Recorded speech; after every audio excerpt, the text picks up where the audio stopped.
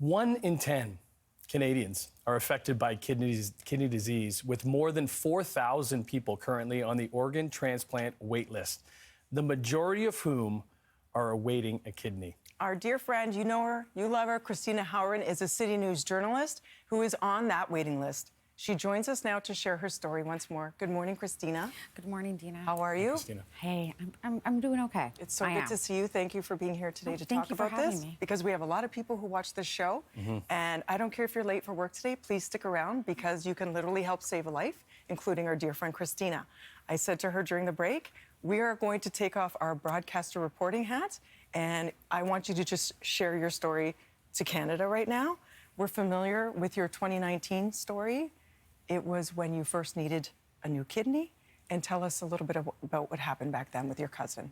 So I was diagnosed with end-stage kidney disease very suddenly. I thought I was healthy. All of a sudden, just some bad blood results. And all of a sudden, I had 8% kidney function. So everything happened very, very quickly. I started dialysis. I knew I needed a kidney. My mom tried to be a donor, but she just wasn't healthy enough. And that's when my wonderful cousin Christine stepped up. And Christine, she's a mother of 5. She does so much volunteer work in the community. She's really like a Jill of all trades. She does so much good stuff.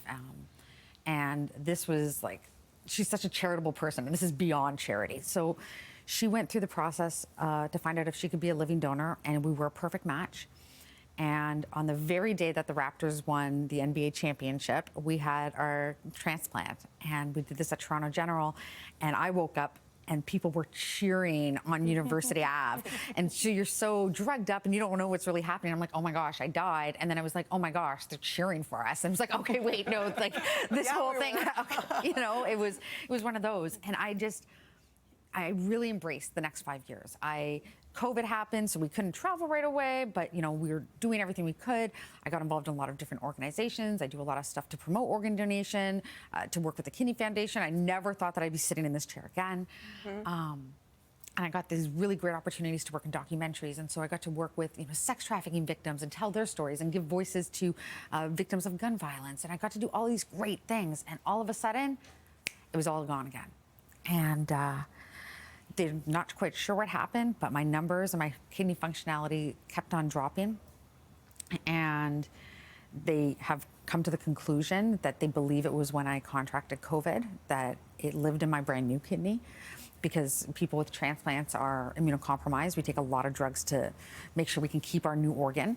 And that's what they think may have happened. And, you know, I didn't even make it to my 5-year mark. And I'm back on dialysis now, and now every other day I hook up to a machine at night. I have a port in my chest that, you know, this is just my life. I am exhausted every day. I don't have any energy. I can only drink 1 liter of liquid a day. So I'm constantly dehydrated, which means that my legs cramp up and I can't always walk. You're in need of a donor. And if I don't get one, and this is the very, like, the reality is that I cannot, like, I will die. I will die waiting on the organ transplant wait list. And that's just the reality. And there's 4,000 people on that wait list. So what do we do, Christina, to address the needs to the organ donation shortage in our country? You know, I think that people might have their own views on whether or not they should take their organs to heaven or not.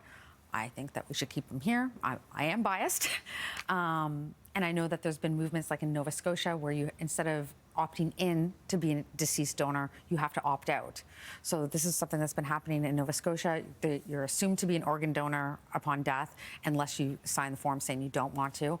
I know that in Ontario, Frances Jelinas, she's the NDP health critic. She's repeatedly brought this up as a private member's bill, but private member's bills don't always make it through to the legislation. But there's a real movement to have people opt out as opposed to opting in. Because a lot of people might want to opt in, but they don't even know if they're opt in or opt out.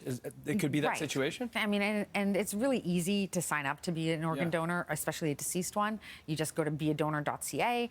I think that there's another website that'll help you out. When you renew your health card or your driver's license, you can sign up again there. It's important to talk about these things with your family. And we need to find you your donor. I'll tell you, when I saw your social media post, I knew you were hesitating whether or not to share. But you realized you went through your family members, that there wasn't any feasible kidneys for you. So you said, I'm going to make a plea. And I said, Christina, please come on BT, because you're always so selfless and always so willing to tell everybody else's stories to help change their lives. But I know you're so selfless that you wouldn't even do it for your own. So thank you for coming here today, for talking about this. You are one of the most strongest people I know. And I know that there's somebody out there today who could very much help you across this country. The other difficult thing is that you are blood type is an O. I need rare. an O donor, which is the universal donor, which makes it harder on the wait list, because anybody that passes away with an O goes all the way down to, next on the list. But that's the only kind I can take, which is why my wait time is like 7 years. Okay, but we have so many viewers who know so many people. Right now, please talk to somebody. If you know somebody who's an O donor, they can save Christina's life. It is literally a matter of life or death for her. So if they think they have somebody, where do they go? How do they get a hold of you? My Facebook profile is very open, as is my Instagram. Everything's public. I have, people can DM me.